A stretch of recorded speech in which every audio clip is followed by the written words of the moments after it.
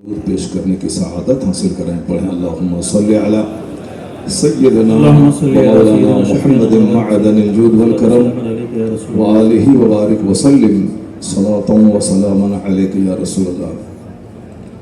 آج جس محفل میں آپ تشریف فرما ہے، اس محفل پاک کو نسبت ہے رحمت دو عالم صلی اللہ علیہ وسلم سے.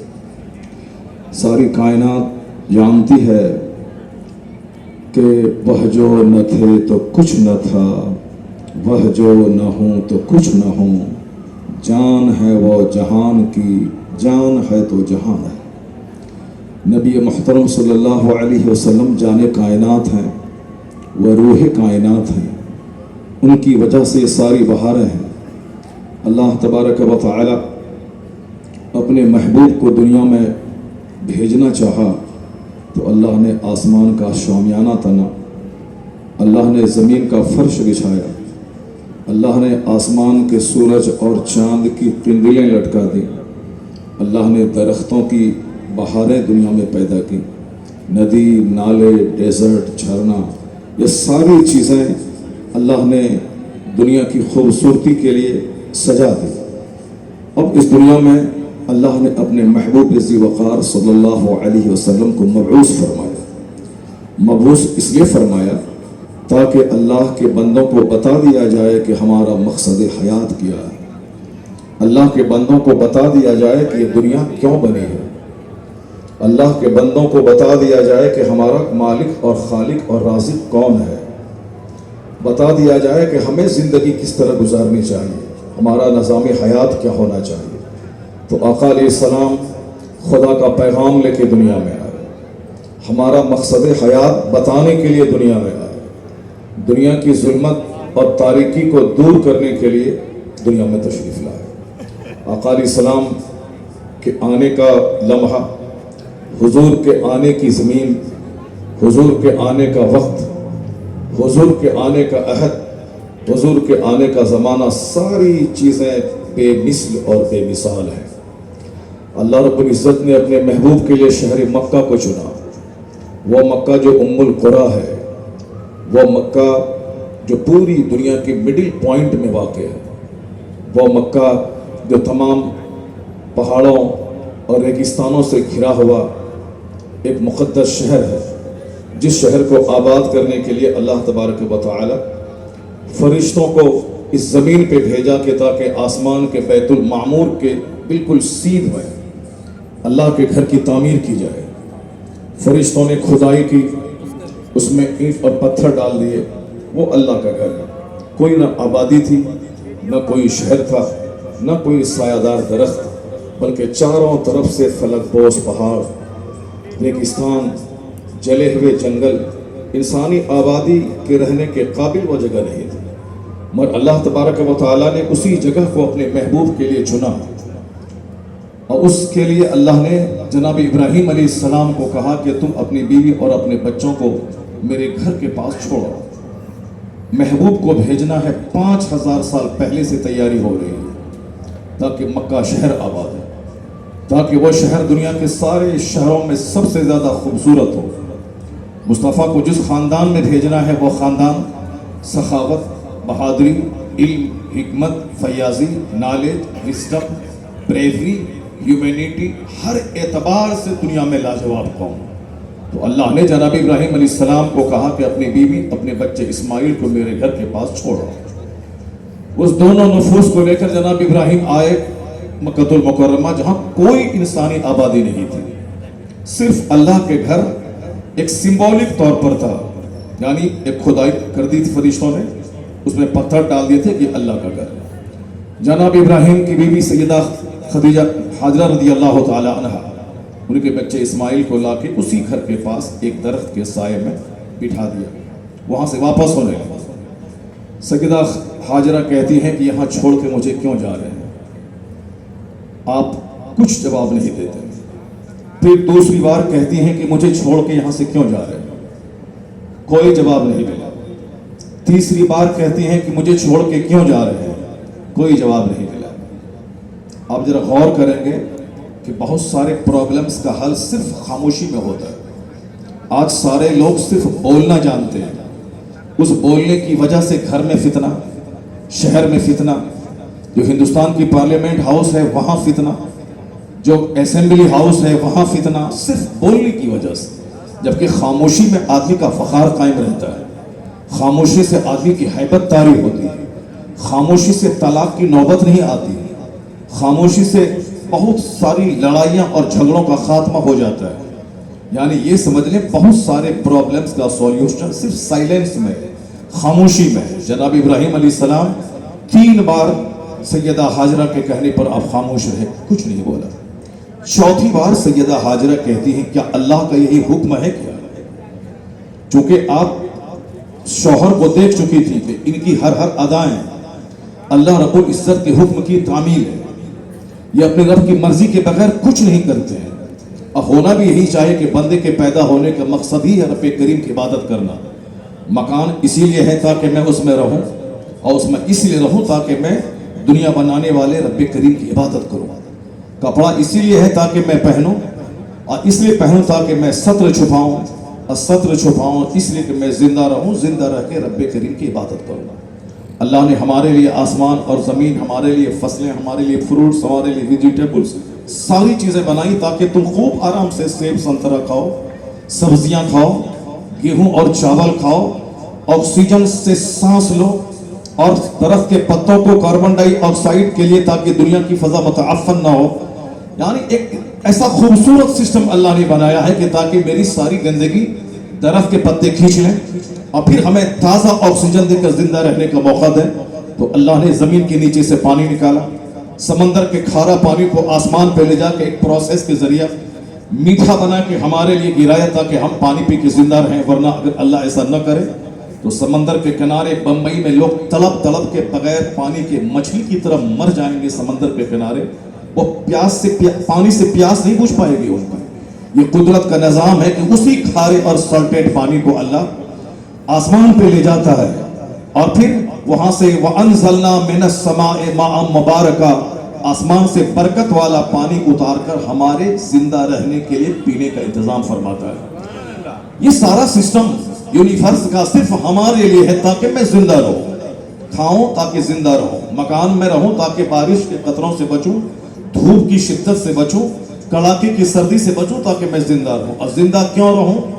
لڑائی جھگڑا کرنے کے لیے، گالی گلوچ کرنے کے لیے، پانی سے زیادہ شراب پینے کے لیے، اپنی ماں اور اپنے باپ کو ذبح کرنے کے لیے، اپنی بیوی چھوڑ کر دوسروں کی بہو بیٹی پہ بری نگاہ ڈالنے کے لیے، سماج کو آتنک اور لڑائی جھگڑے سے بھر دینے کے لیے نہیں. یہ سارا سسٹم ہمارے لیے. اور جب تنہائی میں بیٹھ کر غور کریں گے کہ میں کس کام کے لیے ہوں، کیا کھانے کا مقابلہ، کیا کپڑے کا مقابلہ، کیا مکان کا مقابلہ اسی میں پیدا ہوا ہوں؟ جواب ملے گا نہیں. ساری کائنات تمہارے لیے ہے، تمہاری پیشانی کا سجدہ کائنات بنانے والے خدا واحد کے لیے. سبحان اللہ. وَمَا خَلَقْتُ الْجِنَّ وَالْإِنسَ إِلَّا لِيَعْبُدُونِ. اللہ کہتا ہے میں نے انسان اور جنات کو عبادت کے لیے پیدا کیا ہے. مگر افسوس کی بات ہے کہ لوگ کھانے کے مقابلے میں لگ گئے، لوگ پہننے کے مقابلے میں لگ گئے، مکان بنانے کے مقابلے میں لگ گئے، اور جو مقصد حیات تھا اس مقصد حیات کو لوگ فراموش کر گئے. پیغمبر اعظم علیہ السلام اسی مقصد حیات کو بتانے آئے. اس سے پہلے سارے انبیاء مرسلین یہی پیغام لے کے آئے، جس میں ایک بڑے پیغمبر جناب ابراہیم علیہ السلام کو اللہ نے بھیجا. اب وہاں سے 5000 سال پہلے اپنے محبوب کی آمد کے لیے اس مڈل پوائنٹ کو، جہاں سے جو سینٹرل جگہ ہے جہاں سے پوری دنیا میں اسلام کی آواز پہنچے، اللہ نے اس کو آباد کرنے کا کون سا طریقہ اپنایا ہے ذرا واضح کریں. سیدہ ہاجرہ اپنے شوہر کو جان چکی تھی کہ ان کا ہر کام اللہ کی مرضی کے مطابق ہوتا ہے. 3 سوال کا جواب نہیں ملا تو آپ چوتھی بار کہتی ہیں کیا اللہ کا یہی حکم ہے کیا؟ جناب ابراہیم کہتے ہیں کہ ہاں اللہ کا یہی حکم ہے. اب بخاری شریف کی لمبی حدیث، اس کا میں نے بالکل سارانش بیان کیا آپ کے سامنے. اب جناب ہاجرہ کہتی ہیں اذن لا یضیعن اللہ، اگر یہی بات ہے کہ رب کریم کا حکم ہے، مجھے یقین ہے کہ میرا خدا مجھ کو ضائع نہیں کرے گا، میرا خدا مجھ کو تباہ و برباد نہیں کرے گا. جہاں کہ ایک انسان نہیں تھا، چٹیا میدان، کئی کوس تک پھیلے ہوئے جلے ہوئے جنگل، کٹیلی راہ، سنگلاخ زمین، فلک بوس پہاڑ، پانی کا نام و نشان نہیں، مگر کیا کہتی ہیں؟ اللہ پر وشواس، اللہ پر یقین، کہ جب اللہ کا یہ حکم ہے تو مجھے یقین ہے کہ میرا خدا ضائع نہیں کرے گا۔ جناب ہاجرہ کے وشواس نے اس مکہ کو ایسا آباد شہر بنایا ہے کہ آج حج کے موسم پر واشنگٹن ڈی سی کی کا حسن بھی شرماتا ہے مکہ المکرمہ کی خوبصورتی کو دیکھ کر۔ آج فرانس کی راجدھانی پیرس کی بیوٹی بھی، اس کا قد بھی چھوٹا ہو جاتا ہے مکہ المکرمہ کی حسن کے سامنے۔ سیدہ ہاجرہ کے صبر نے، ان کے اللہ پر مضبوط یقین نے وہ دن دکھایا کہ جناب اسماعیل کی ایڑی کی رگڑ سے زمزم کا چشمہ نمودار ہو گیا۔ اب قبیلہ جرہم کے لوگ گزرے، دیکھا پرندہ ہے، قریب آئے تو دیکھا ایک خاتون اپنے بچے کے ساتھ، کہا امی جان یہ میٹھا چشمہ پانی کا، مجھے یہاں بسنے کا پرمیشن دے۔ کہا اجازت تو ملے گی مگر اس پانی پہ کنٹرول میرا رہے گا۔ کہا کنٹرول آپ کا رہے گا مگر مجھے صرف بسنے دے۔ جرہم کے لوگ بس گئے، ایک گھر بنا، دوسرا بنا، تیسرا بنا، چوتھا بنا، پانچواں بنا، ایک بڑا قبیلہ آباد ہو گیا۔ اس بیچ میں جناب اسماعیل جوان ہو گئے۔ جناب اسماعیل کی شادی قبیلہ جرہم کے ایک بڑے سردار کی بیٹی سے ہوئی۔ جناب ابراہیم علیہ السلام فلسطین سے آتے تھے اپنے بیٹے اسماعیل کی حالتوں کو دیکھنے کے لیے۔ ایک بار تشریف لائے، دیکھا اسماعیل گھر پہ نہیں ہے، ایک خاتون نکلی، کہا کہ اسماعیل کہاں ہے؟ کہا اسماعیل شکار کو گئے ہیں۔ کہا بیٹا گزر بسر کیسے ہو رہا ہے؟ کہا بڑی تنگیوں سے گزر بسر ہو رہا ہے۔ جناب ابراہیم نے کہا جب اسماعیل آئے تو کہہ دینا کہ ایک ضعیف شخص آیا تھا، وہ سلام کہا ہے، وہ خیر اتبت بابی، اور کہہ دینا کہ اس دروازے کی چوکھٹ کو بدل دے۔ جناب اسماعیل علیہ السلام آئے، آپ کی بیوی نے کہا کہ ایک بوڑھا ضعیف شخص آیا تھا اور کہا تھا کہ آپ کو انہوں نے سلام کہا ہے، اور یہ جملہ کہا کہ چوکھٹ کو بدل دے۔ کہا وہ میرے باپ ابراہیم تھے، تمہاری زبان سے جو ناشکری کے جملے نکلے ہیں بڑی تنگیوں سے گزر ہو رہا ہے، اس جملے نے میرے باپ کو ناراض کر دیا ہے، اور کہا ہے کہ اسے طلاق دے دے۔ چونکہ اللہ نے خانہ کعبہ کو آباد کرنے کے لیے مکہ المکرمہ کو بسایا ہے، جناب ابراہیم کی اولاد وہاں بسی ہے۔ 5000 سال کے بعد اس مکہ المکرمہ میں اللہ کا محبوب آنے والا، اسی زمین، اسی قبیلے، اسی خاندان سے پیدا ہونے والا۔ ایک کمزور عورت کی اولاد کبھی طاقتور نہیں ہوگی۔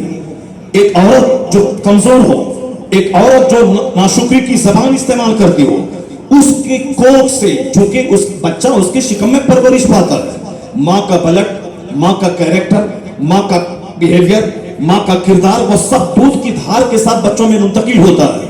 ایک کمزور ماں کبھی زبردست اولاد جنم نہیں دے گی۔ اللہ کو اپنے محبوب کو دنیا میں بھیجنا ہے، اس کے لیے ایک زبردست خاندان، زبردست قبیلہ، زبردست ماں باپ، زبردست آبا اجداد، زبردست انوائرمنٹ چاہیے تاکہ اس میں ایک پیغمبر انقلاب تشریف لائے۔ جناب اسماعیل نہ چاہتے ہوئے بھی باپ کے حکم کے مطابق اپنی بیوی کو اللہ کے لیے طلاق دے دیا، چونکہ اللہ سے سودا ہوا تھا۔ جو اللہ سے سودا کرتا ہے وہ خسارے میں نہیں رہتا ہے۔ جناب اسماعیل کو اللہ نے اس سے بہتر بیوی عطا فرمایا، اس سے زیادہ شکر گزار خاتون، اچھی زبان والی، اچھے خاندان کی، ایک سردار کی بیٹی کو۔ پھر جناب ابراہیم آئے، اس بار بھی اتفاق سے جناب اسماعیل علیہ السلام نہیں تھے۔ خاتون نکلی، کہا کہ اسماعیل باہر گئے، کہا کیسا گزر بسر ہو رہا؟ کہا اللہ کا ہر حال میں شکر ہے، بہت اچھے سے زندگی کے دن گزر رہے ہیں۔ جناب ابراہیم کہتے ہیں کہ اسماعیل آئے تو میرا سلام کہہ دینا، اور کہہ دینا کہ ثبت اتبت بابی، اس دروازے کی چوکھٹ کو بدلے نہیں، اس کو سلامت رکھے۔ جناب اسماعیل آئے، کہا کہ آپ کے انہوں نے وہ کہی، آپ کی بیوی، آپ کی والد آئے، ایک ضعیف شخص آیا تھا، اس نے ایسا جملہ کہا، وہ میرے والد ابراہیم تھے، تمہاری اس گفتگو سے میرے والد بہت خوش ہوئے، کیونکہ تم نے شکر کی زبان استعمال کی کہ ہر حال میں اللہ کا شکر ہے، اللہ جس حال میں رکھے اللہ کا شکر ہے۔ اللہ کو اپنے محبوب کو بھیجنا ہے تو اس کے لیے اس کے آدم علیہ السلام تک جتنی بھی خواتین ہیں، کوئی بھی عورت مشرکہ نہیں تھی، اور کوئی بھی عورت زانیہ نہیں تھی، اور کوئی بھی عورت کمزور کردار کی نہیں تھی۔ اگر کمزور کردار کی ایک عورت آ بھی گئی تو اس کو چینج کرنے کا آدیش دے دیا گیا۔ اللہ نے مکہ آباد کیا، جناب اسماعیل کو بھیجا، اس کی خاتون سے نسل کا سلسلہ جاری فرمایا، اس سے مختلف قبیلے آباد ہو گئے. ان قبیلوں میں قبیلہ بنو کنانہ تھا. ایک قبیلہ بنو ہاشم کا آیا. اسی بنو ہاشم میں عبد المطلب آئے. اسی عبد المطلب کے 10 بیٹوں میں ایک عبداللہ آئے جو سب سے زیادہ حسین, سب سے زیادہ خوبصورت, سب سے زیادہ جنرس, سب سے زیادہ آنیسٹ, سب سے زیادہ بریو, سب سے زیادہ طاقتور, سب سے زیادہ سخی. اسی عبداللہ کے کوکھ سے, اسی کی پیشانی کے نور میں, اس کی پیشانی میں نور محمدی چمکایا گیا. اور ایک طرف خاتون میں سب سے زبردست, خوبصورت اور طاقتور, باحیا, عفت مآب خاتون سیدہ آمنہ کا سلیکشن ہوا. اسی دونوں جوڑے سے لاجواب محمد عربی پیدا ہوئے. نعرہ تکبیر, نعرہ رسالت, سرکار کی آمد. ایک اعلان, ایک بچہ جس کا نام زید باغوان ہے وہ گم ہو چکا ہے, جسے بھی نظر آئے اسٹیج کے پاس سے لے کے آئیں. پیغمبر اعظم علیہ السلام کو اللہ نے مکے میں پیدا کروایا. لاجواب خاندان, لاجواب ماں, لاجواب باپ. ایک کمزور ماں کبھی اچھی اولاد جنم نہیں دے سکتی. ایک کمزور باپ کبھی اچھی اولاد جنم نہیں دے سکتا. جتنی بھی بڑی بڑی پرسنالٹیز دنیا میں آئی ہیں, اس کے پیچھے اس کے پیرنٹس کا یوگدان رہا. آج جو لوگ خواہشات کی تکمیل میں ایک غلط لڑکی کا سلیکشن اپنی بیوی کے لیے کرتے ہیں, وہ اپنی اولاد کا دشمن, آنے والی نسل کا دشمن. وہ اپنی اولاد کو ایک گندگی کی کیچڑ میں دھکیلنے کی کوشش کر رہے ہیں. اس لیے کہ شادی کا مقصد صرف وقتی لذت حاصل کرنا نہیں ہوتا ہے. شادی کا مقصد ایک اچھی نسل دنیا کو دینا ہوتا ہے, تاکہ مرنے کے بعد میں ڈکیت چھوڑ کے نہیں جاؤں, مرنے کے بعد میں چور چھوڑ کے نہیں جاؤں, مرنے کے بعد میں کسی عیاش, کسی شرابی, پاپی, بلاکاری کو چھوڑ کے نہیں جاؤں, مرنے کے بعد سماج کے کسی آتنکوادی, کسی اہنکاری, کسی گھمنڈی کو چھوڑ کے نہیں جاؤں. اس کے لیے جب باپ خود اچھا ہوگا اور جس ماں کے شکم سے بچہ پیدا ہوتا ہے وہ زمین اچھی ہوگی, تب باپ مر بھی جائے اس کی اولاد اس کی یادگار کے لیے کافی ہو جائے گی. جب باپ تھے عبداللہ اور ماں تھی آمنہ, تب بیٹا پیدا ہوا محمد رسول اللہ. جب باپ تھے مولا علی اور ماں تھی سیدہ فاطمہ, تب بیٹا حسن اور حسین تاریخ رچنے والا پیدا ہوا. اور جب باپ تھی سید موسیٰ صالح جنگی دوست اور ماں تھی سر سے لے کے پاؤں تک تمام گناہوں سے سیف, تب اس کوکھ کا بچہ سارے ولیوں کا سردار عبد القادر جیلانی پیدا ہوا. اور جب باپ سید غیاث الدین تھے, زاہد عابد, اور ماں رات بھر مصلی پر بیٹھ کر نماز پڑھنے والی, اپنی عزت کی حفاظت کرنے والی, تب اس کوکھ کا بچہ 90 لاکھ مشرکوں کو صاحب ایمان بنانے والا معین الدین اجمیری پیدا ہوا. اور جب باپ تھے سید احمد علی بخاری اور ماں تھی سیدہ زلیخا کہ 80 سال کی عمر تک بیوہ ہونے کے باوجود کسی اجنبی مرد نے چہرہ نہیں دیکھا, تب اس کی کوکھ کا بچہ چپراسی سے لے کے بادشاہ دہلی تک تہجد پڑھوانے والا محبوب الہی نظام الدین دہلوی پیدا ہوا. اور جب باپ تھے مفتی نقی علی خان, ہندوستان کے زبردست مفتی, اور ماں تھی تہجد گزار, تب بیٹا کروڑوں مسلمانوں کا رہنما احمد رضا کا فاضل پریم. نعرہ تکبیر, نعرہ رسالت, سرکار کی آمد. جشن عید میلاد النبی, مفتی شہریار خان قادری. اللہ نے انسان کو ناچنے کے لیے نہیں پیدا کیا, اللہ نے انسان کو دوسروں کو تکلیف دینے نہیں پیدا کیا, اللہ نے انسان کو شراب کے نہیں پیدا کیا, اللہ نے انسان کو بلاکاری نہیں بنایا. اللہ نے پیدا کیا تھا کہ اس زمین کو عدل سے بھر دیا جائے, اس زمین کو انصاف سے بھر دیا جائے, اس زمین کو اچھے آداب, اچھے اخلاق سے بھر دیا جائے. اس لیے چاہتے ہیں اگر آنے والی نسلیں ہماری خوبصورت ہو تو شادی بیاہ کو سمپل کرنا ہوگا, یہ فضول خرچی کا طوفان بند کرنا ہوگا, غلط لڑکی کا سلیکشن چھوڑنا ہوگا, پیار محبت کے نام پہ ایک سڑی ہوئی لڑکی کا انتخاب نہیں کرنا ہوگا, جو شادی سے پہلے 10 مردوں کی گود میں جھول چکی ہو, اس کی کوکھ سے کبھی کوئی ایک زبردست اولاد نہیں پیدا ہو سکتی ہے, کیونکہ قدرت کا نظام ہے, جیسی زمین ویسی فصل, جیسا درخت ویسا پھل, جیسے ماں باپ ویسی اولاد. باپ تھے مفسر اعظم ہند, دادا تھا حجت الاسلام, نانا تھے مفتی اعظم ہند, اور ماں تھی اپنے زیور بیچ کر مدرسہ منظر اسلام کے مدرسین کی تنخواہ دلانے والی، جب باپ دادا نانا سب لاجواب، تب بیٹا کمو بیش 10 کروڑ مریدوں کا مرشد برحق حضور تاجی شریعہ کا رضا خان ازہری پیدا ہوا۔ یا رسول اللہ، نعرہ تکبیر، میں اپنا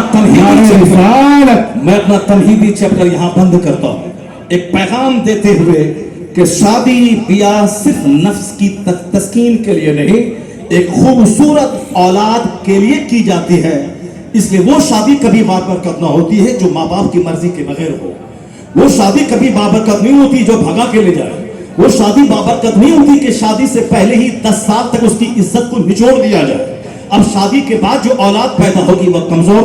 میں نے صرف ایک تاریخ بیان کی کہ کیسے اس روئے زمین کا سب سے مہان نقل انسان پیغمبر اعظم علیہ السلام کو اللہ نے کس خاندان، کس قبیلے، کس زمین، کس ماں باپ کی نسل سے پیدا فرمایا ہے، ہر اعتبار سے مضبوط مصطفیٰ۔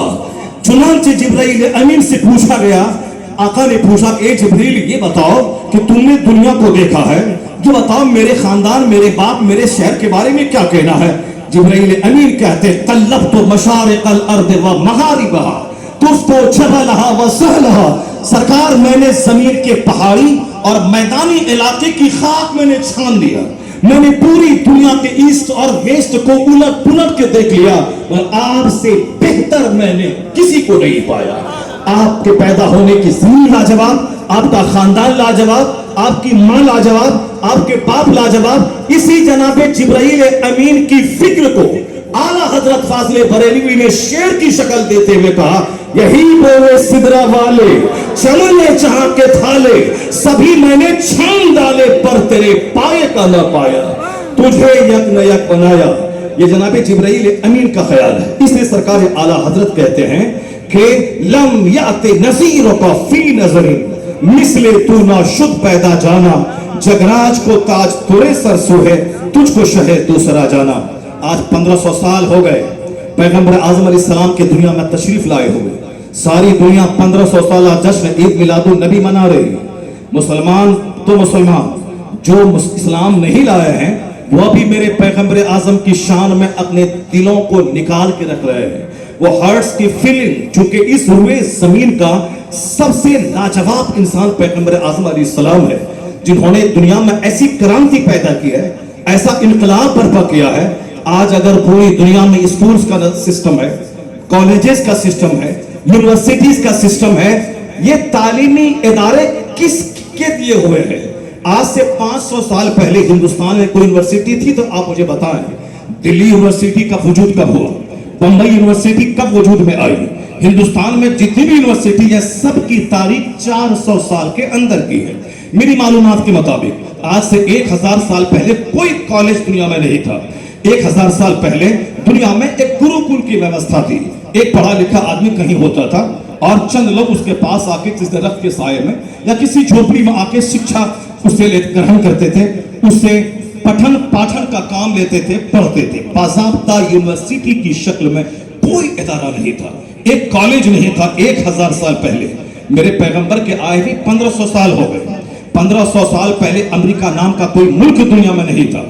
امریکہ کا پتہ کولمبس نے لگایا ہے 1495 میں، یعنی 1000 سال پہلے امریکہ نام کا کوئی ملک دنیا میں ہے یہ کوئی نہیں جانتا تھا۔ آج وہ ملک دنیا کی ٹیکنالوجی کا بادشاہ کہلاتا ہے۔ جواب ہے knowledge is power, knowledge is light. علم طاقت کا نام ہے، علم روشنی کا نام ہے، شکشا شکتی کا نام ہے، شکشا پرکاش کا نام ہے۔ آج چائنا جاپان آج سے 1000 سال پہلے بدھسٹوں کا ایک کھسا پٹا ملک تھا، لیکن آج اس چائنا جاپان کا پروڈکٹ پوری دنیا میں پھیلا ہوا ہے۔ امریکہ جیسے ملک، وہاں کی منڈیوں میں جاپان کا مال عزت کی نگاہ سے دیکھا جاتا ہے، جس پر آج سے 75 سال ایٹم بم گرا دیا گیا، شہروں کو جلا کے راکھ کر دیا گیا۔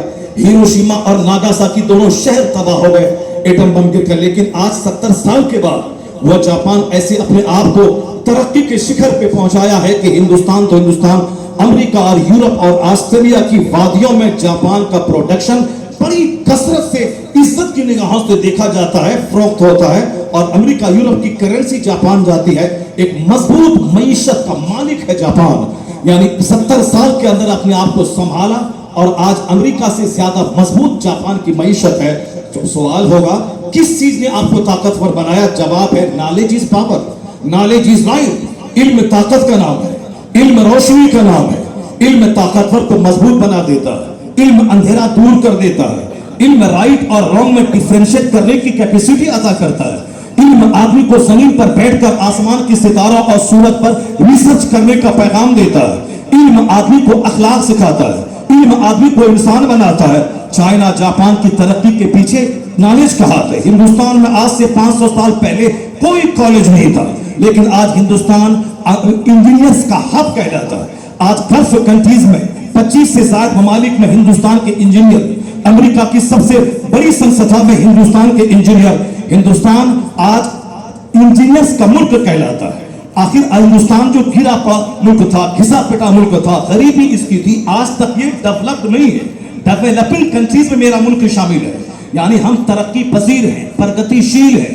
پرگتی پائے ہوئے نہیں ہیں، انت ملک نہیں ہے، ڈیولپ نہیں ہے، ہم ڈیولپ کر رہے ہیں. آج سے 100 سال پہلے کیا جہالت تھی، کیا غریبی تھی، سب کو معلوم ہے. لیکن آج ہندوستان ڈاکٹروں کا ملک ہے، آج ہندوستان انجینئرز کا ملک ہے. آج پونا، حیدرآباد، بنگلور کا ITI سیکٹر کتنا مضبوط ہے یہ سارے لوگ جان رہے ہیں. کس نے ہندوستان جیسے غریب ملک کو آج امریکہ کی آنکھوں میں آنکھیں ڈال کر بات کرنے کا حوصلہ عطا کیا ہے؟ جواب ملے گا knowledge is power, knowledge is light. علم طاقت کا نام ہے، علم روشنی کا نام ہے. مصطفیٰ نے دنیا کو کیا دیا ہے؟ حضور کی آمد کے بعد دنیا کو کیا ملا ہے؟ بس ایک جھلک میں آپ کے سامنے پیش کر رہا ہوں. جس ہندوستان میں 500 سال پہلے ایک کالج نہیں تھا، آج لاکھوں اسکولز، ہزاروں کالجز، سینکڑوں یونیورسٹیز ہندوستان میں، امریکہ یورپ میں. 1000 سال پہلے دنیا میں اندھکار تھا. شکشا کے چھیتر میں کوئی کالج اسکول نہیں تھا دنیا میں. ایک یونیورسٹی تھی نالندہ بہار یونیورسٹی میں، وہ بھی ایک بودھ دھرم کے ماننے والوں کے سب گرو اور شکشا کا ایک کیندر تھا. ٹیکنالوجی، کنٹمپریری نالج، سائنس کا نام دنیا نہیں جانتی تھی. لیکن آج دنیا کو اس بات کا اعتراف ہے کہ علم طاقت ہے. سائنس نے انسان کو پیدل چلنے والے عہد سے نکال کے ہوائی جہاز والے والے کلچر میں پہنچا دیا ہے. علم کا کمال ہے. میں کہتا ہوں اگر میں بولوں تو آپ بولیں گے مولانا صاحب اپنی طرف سے اپنے پیغمبر کی تعریف کر رہے ہیں، عید میلاد النبی کے جشن میں اپنے نبی کی شان بیان کر رہے ہیں. مگر میں اس تعلق سے کہتا ہوں کہ علم طاقت ہے. یہ نعرہ کس نے دیا ہے 1500 سال پہلے؟ کیا کولمبس نے دیا ہے؟ کیا واسکو ڈی گاما نے دیا ہے؟ کیا ابراہیم لنکن نے دیا ہے؟ کیا ڈاکٹر واشنگٹن نے دیا ہے؟ کیا صاحب مسولینی نے دیا ہے؟ کیا ہٹلر نے دیا ہے؟ ان لوگوں نے دیا ہے. کیا گاندھی جی نے دیا ہے؟ گاندھی جی نے دیا ہے تو آج 100 سال پہلے دیا ہے. پنڈت جی نے دیا ہے تو 100 سال پہلے دیا ہے. لیکن 1500 سال پہلے کس نے کہا کہ علم طاقت کا نام ہے، علم روشنی کا نام ہے، شکشا شکتی کا نام ہے، علم طاقت کا نام ہے؟ کس نے کہا؟ نہ کوئی کالج تھا، نہ یونیورسٹی تھی، نہ دنیا والے کان کھول کے سن لے. اس عرب کے ڈیزرٹ میں جو مصطفیٰ پیدا ہوئے تھے، 40 سال تک ایک پاکیزہ زندگی کا ماڈل آپ نے دنیا کے سامنے رکھا. 40 سال کے بعد نبوت کا جب اعلان کیا تو سب سے پہلی وحی نازل ہوتی اقرا بسم ربک الذی خلق، یعنی پڑھیے read in the name of your lord who created, اپنے رب کے نام سے پڑھیے جس نے آپ کو پیدا کیا. اس کے بعد پیغمبر اعظم نے جب اسلام کی تبلیغ شروع کی، لوگوں کو اندھیری تاریکی سے نکال کر علم کے اجالے میں رکھا. کہا علیکم بالعلم فإن العلم نور، علیکم بالعلم فإن العلم قوت. مصطفیٰ نے کہا علم حاصل کر. علم طاقت کا نام ہے، علم روشنی کا نام ہے. طلب العلم فریضہ، علم کا حاصل کرنا فرض ہے، کمپلسری ہے. صرف امیر نہیں پڑھیں گے، غریب بھی پڑھیں گے، مزدور بھی پڑھیں گے، ہر گھر میں شکشا کا نور پہنچے گا. یہ بتا دیں آج جو دنیا میں اسکول اور کالجز ہیں، 1500 سال پہلے تو نام و نشان نہیں تھا. مگر میرے پیغمبر نے کہا علم طاقت کا نام ہے. ماں کی گود سے لے کے قبر کی گود تک علم حاصل کر. علم طاقت کا نام ہے، علم بہترین دوست ہے، علم بہترین توانائی ہے. تو اب تو میں کہہ سکتا ہوں یہ جتنے کالجز ہیں یہ مصطفیٰ کے اسی اعلان کے بعد پیدا ہوئے ہیں. جتنی یونیورسٹیز ہیں یہ مصطفیٰ کے اس اعلان کے بعد پیدا ہوئے ہیں. اب قیامت تک جو भी इल्म को ताकत कहेगा, चाहे गांधी हो, चाहे नेहरू हो, चाहे मुसोलिनी हो, चाहे हिटलर हो, चाहे 500 साल के बाद आने वाला कोई वैज्ञानिक हो, जो भी नॉलेज के इंपॉर्टेंस पे खिताब करेगा, जो भी नॉलेज को पावर, नॉलेज को लाइट कहेगा, मुंह किसी का भी रहे मगर ये स्लोगन, ये नारा मुस्तफा का दिया हुआ। नारे तकबीर, नारे रिसालत, जश्न ईद मिलादुन नबी, अज़मते मुस्तफा, शाने मुस्तफा, नारे तकबीर, नारे रिसालत। आज दुनिया के मुसलमान तो मुसलमान चूंकि नबी का कलमा पढ़ते हैं, ये नबी की शान बयान करेंगे, नबी ने जो कहा है ये मानेंगे। हुजूर से मोहब्बत ये माँ बाप भाई बहन औलाद जान और जिस्म से ज्यादा करते हैं। वो मोमिन नहीं हो सकता जो औलाद से ज्यादा मुस्तफा से प्यार न करे, वो मोमिन नहीं जो अपनी जान से ज्यादा मुस्तफा से प्यार न करे। ला युमिनु अहदुकुम हत्ता अकूनु अहब्बा इलैहि मिन वालिदिही व वलदिही व नासि अजमईन। ये मोमिन का यकीन है, अल्लाह के रसूल से मोहब्बत औलाद से ज्यादा, माँ बाप से ज्यादा, औलाद से मोहब्बत अपनी जान से ज्यादा। मोमिन तो करते ही हैं, लेकिन आज अमेरिका के डॉक्टर एच माइकल हार्ट जो मजहबी तौर पर क्रिश्चियन थे, रहने वाले अमेरिका के थे, जरा ये देखें उन्होंने अपनी जबान से मेरे पैगंबर की तारीफ में क्या कलिमात कहे, उन्होंने क्या कहा, हुजूर की तारीफ में किस तरह अपना दिल निकाल के रख दिया। वो कलमा नहीं पढ़ते, वो मुसलमान नहीं है, मगर वो जानते हैं कि इस्लाम के पैगंबर की आमद के बाद दुनिया को क्या मिला, उसने दुनिया को क्या दिया, क्या कंट्रीब्यूशन उसका है, क्या उन्होंने दुनिया को, उन्होंने अपनी आमद से कौन सा इंप्रेशन दिया है, कौन सी ब्लेसिंग्स दी है, कौन से बरकत उनके पैदा होने के बाद दुनिया को मिले हैं। उस पर डॉक्टर एच माइकल हार्ट ने अपने स्टडी को रखा है। अमेरिका 7 समंदर पार का मुल्क, इल्म और फन और आर्ट के एतबार से दुनिया का ताकतवर मुल्क। आज भी हिंदुस्तान में अगर कोई पुणे कॉलेज से इंजीनियरिंग कर ले वह ठीक है, मगर अगर कोई हार्वर्ड यूनिवर्सिटी से पढ़ के आता है, बर्कली से पढ़ के आता है, वाशिंगटन यूनिवर्सिटी से पढ़ के आता है, तो उसको इज्जत की निगाह से आज भी इंडिया में देखा जाता है। क्यों? अमेरिका से पढ़ के आए, ऑक्सफोर्ड का प्रोडक्ट, कैम्ब्रिज का प्रोडक्ट, उसको भी इज्जत की निगाह से देखा जाता है। वहाँ किताब लिखी गई साइंस की, हिंदुस्तान के सारे कॉलेजेस में वो किताब पढ़ाई जा रही है।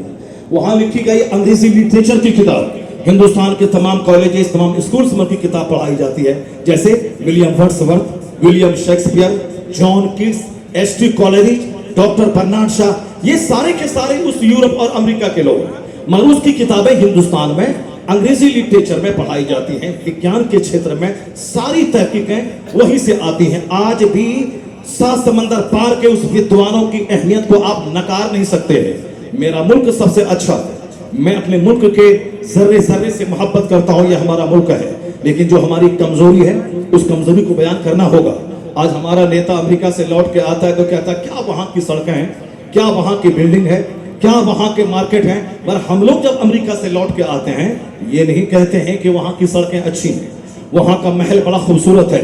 हम लोग क्या बोलते हैं, वही जो डॉक्टर इकबाल ने आज से 80 साल पहले कहा था, अमेरिका से अच्छा हिंदुस्तान हमारा, चाइना से अच्छा हिंदुस्तान हमारा, जापान से अच्छा हिंदुस्तान हमारा, ब्रिटेन से अच्छा हिंदुस्तान हमारा, यानी इन सारे जहां से अच्छा हिंदुस्तान हमारा।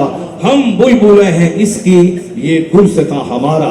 ये हमारे मदरसे के पढ़े हुए उलमा कराम हैं, इनके बाल बच्चे अमेरिका यूरोप में इमामत करते हैं, वहां पढ़ाते हैं, और यह लोग दुनिया भर में जाके दिन की खिदमत करते हैं, हिंदुस्तान का नाम रोशन करते हैं।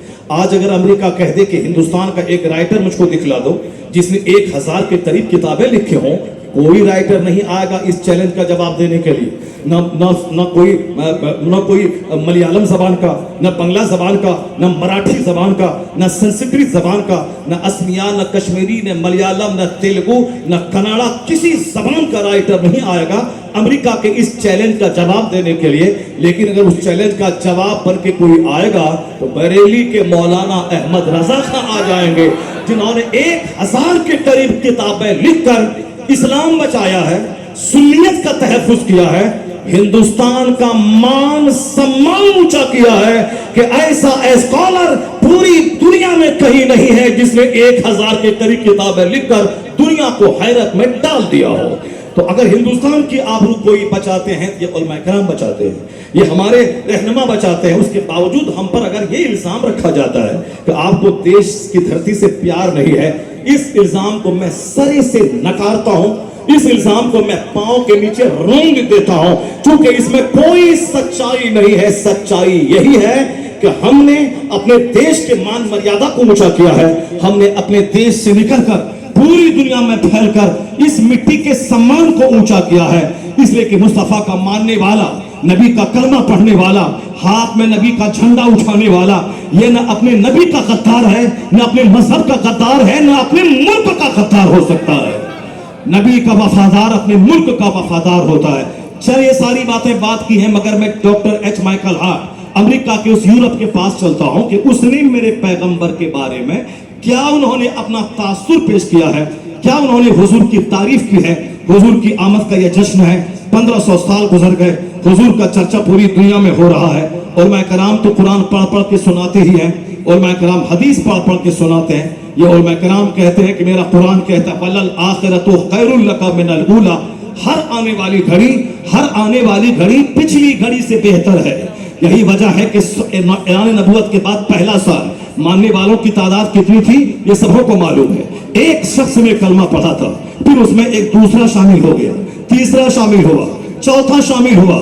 یعنی مصطفیٰ کی تعلیمات کو ماننے والے، آپ کا کلمہ پڑھنے والوں میں سب سے پہلا نام جو تھا وہ آپ کی بیوی کا تھا. پھر آپ کا غلام زید بن حارثہ شامل ہو گیا، پھر اس میں حضرت مولا علی 7 سال کے چچیرے بھائی وہ شامل ہو گئے، صدیق اکبر شامل ہو گئے. 4 شخص نے کلمہ پڑھا. 3 سال گزر گئے، آپ نے خاموشی سے اسلام کی تبلیغ کی. 40 لوگوں نے کلمہ پڑھا. لیکن وَلَلْآخِرَةُ خَيْرٌ لَكَ مِنَ الْأُولَى، ہر آنے والی گھڑی آپ کے لیے پچھلی گھڑی سے بہتر ہے. تو جب لوگوں نے کہا میں اسلام مٹا دوں گا، 4000 لوگوں نے کلمہ پڑھ لیا. پھر دشمنی بڑھی، 4 لاکھ لوگوں نے کلمہ پڑھ لیا. پھر دشمنی بڑھی، 4 کروڑ لوگوں نے کلمہ پڑھ لیا. آج 1500 سال کے بعد وہ دن ایک آدمی نے کلمہ پڑھا تھا کہ میں آپ کا غلام ہوں، میں آپ کو مانتا ہوں، میں آپ پر، آپ کے رب پر ایمان لاتا ہوں، میں آپ کی تعلیمات، آپ کی شکشاؤں کو دل سے میں وشواس کرتا ہوں. ایک آدمی تھا. لیکن آج 1500 سال کے بعد 200 کروڑ لوگ ہیں جو مصطفیٰ کا کلمہ پڑھ رہے ہیں. یہ اس بات کی دلیل ہے کہ ہر آنے والا وقت مصطفیٰ کے لیے پچھلے وقت سے بہتر آ رہا ہے. اور پھر یہ بھی پتا چلا کہ جب جب دشمنی اسلام کی بڑھتی جاتی ہے، مصطفیٰ کے ماننے والوں کی تعداد میں اضافہ ہوتا چلا جاتا ہے. نعرہ تکبیر، نعرہ رسالت، جشن عید میلاد النبی، مفتی شہریار صاحب کی نام محمد ہے جو پڑھ کر کھٹا نہیں، ورنہ ہر ایک عروج میں پنہا سوال ہے. آقا علیہ السلام کے ماننے والوں، آپ آج جانتے کہ آنے والا وقت پیغمبر اعظم علیہ السلام کے ماننے والوں کی ایک بھاری تعداد کا وقت آنے والا ہے. جیسے جیسے علم آگے بڑھ رہا ہے، جیسے جیسے سائنس ترقی کر رہی ہے، جیسے جیسے علم کا اجالا پھیل رہا ہے، ویسے ویسے سچائی کے سیکر، ٹروتھ کے سیکر کی تعداد میں اضافہ ہو رہا ہے. اور جب سیکر آف ٹروتھ آگے بڑھتے ہیں، اسٹڈی کرتے ہیں، ریئلٹی کو جانتے ہیں، وہ پیغمبر اعظم علیہ السلام کا کلمہ پڑھے بغیر نہیں رہتے ہیں. ڈاکٹر ایچ مائیکل ہارٹ کہتے ہیں کہ اس روئے زمین پر جتنے لوگ پیدا ہوئے، ان لوگوں میں سے 100 مہان لوگوں کو میں چھانٹوں گا. ان کی اپلبدھیاں، ان کے اچیومنٹس، ان کے کارکردگی کی بنیاد پر اس کو میں اول نمبر پہ دنیا کے سامنے اپنے مطالعے کی بنیاد پر لاؤں گا. ذرا غور سے سنیے گا. ڈاکٹر مائیکل ہارٹ نے کتاب لکھی The 100. اس کتاب میں 572 پیج ہے. اس میں دنیا بھر کے کروڑوں لوگوں کی اسٹڈی کرنے کے بعد انہوں نے 100 آدمی کو لیا ہے. اس 100 آدمی میں اول نمبر پہ the most powerful personality of the world, the most successful personality of the world. کیونکہ اس کتاب میں پہلا نام کس کا آئے گا؟ لوگ کہتے تھے مائیکل ہارٹ بہت بڑے ماہر تعلیم ہے، بہت بڑے ویگیانک ہے، بہت بڑے ماہر تعلیم ہے، ممکن ہے کہ نیوٹن کا نام اول نمبر پہ ہے. مگر میں دور جدید کے ماہرین سے کہنا چاہتا ہوں، اتنا پڑھا لکھا آدمی جس کے مقابلے میں ہندوستان کے لاکھوں کروڑوں لوگ ایک طفل مکتب کی شکل میں ہے، اتنا بڑا ماہر تعلیم کہتا ہے کہ اس کتاب میں پہلا نام نہ انہوں نے جیسس کرائسٹ کا دیا، نہ نیوٹن کا دیا جو فادر آف سائنس کہلاتا ہے، نہ انہوں نے ابراہیم لنکن کا دیا جنہوں نے democracy is the government of the people for the people by the people کا فارمولا دیا تھا. دا فرسٹ نے پہلا نام द किताब द 100 में डॉक्टर माइकल हार्ट ने लिखा, वह नाम मोहम्मद अरबी अलैहिस्सलाम का था। उन्होंने कहा he was the only man in history who was supremely successful on both the religious and secular levels। वो कहते हैं तारीख आदमियत का तनहा आदमी मोहम्मद अरबी थे, जो मजहब और सियासत दोनों सतह पर सबसे ज्यादा कामयाब तरीन तक हुए।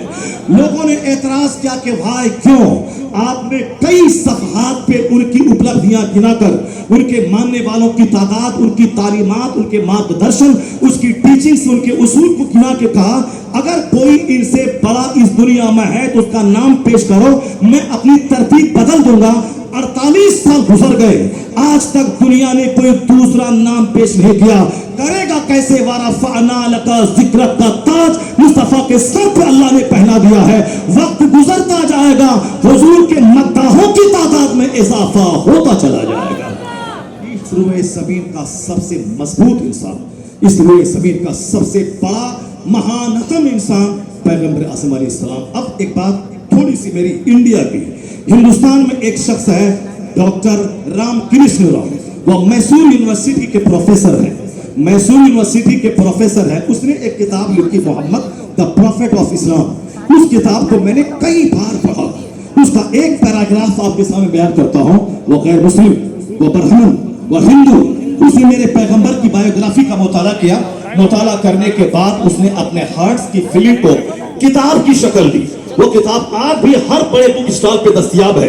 उसका एक पैराग्राफ आप सुनिए, उसमें क्या कहते हैं? वो गैर मुस्लिम, ब्राह्मण, हिंदू, मैसूर यूनिवर्सिटी का प्रोफेसर, वो कहते हैं the personality of Mohammad, it is most difficult to get into the whole truth of it. Only a glimpse of it I can catch. What a dramatic succession of these picturesque scenes. This is Muhammad the prophet, Muhammad the warrior, Muhammad the statesman, Muhammad the orator, Muhammad the refuge of orphans, protector of slaves, immense patriot of women. All these magnificent roles in these departments of human activities, he is alike a hero. ये ब्राह्मण कहता है कि मैं मुस्तफा को जब पढ़ता हूँ मैं दंग रह जाता हूँ। उनकी शख्सियत की तह में उतरना बड़ा मुश्किल है।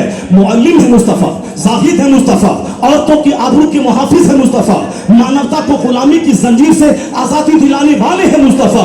वो कहते हैं मानव जीवन के हर क्षेत्र में जो इस्लाम के पैगंबर का योगदान है उसको देखकर कहा जा सकता है इस रुए जमीन का अबतरी इंसान है मोहम्मद रसूलुल्लाह। इसीलिए आला हजरत फाज़िल बरेलवी कहते हैं न कोई थिंकर बड़ा, न प्रोफेसर बड़ा, न कोई साइंटिस्ट बड़ा, सबसे आला व औला हमारा नबी, सबसे बाला व वाला हमारा नबी। सारे ऊंचों में ऊंचा समझिए जिसे, है उस ऊंचे से ऊंचा हमारा नबी। सारे अच्छों में अच्छा समझिए जिसे, है उस अच्छे से अच्छा हमारा। अल्लाह तबारक व तआला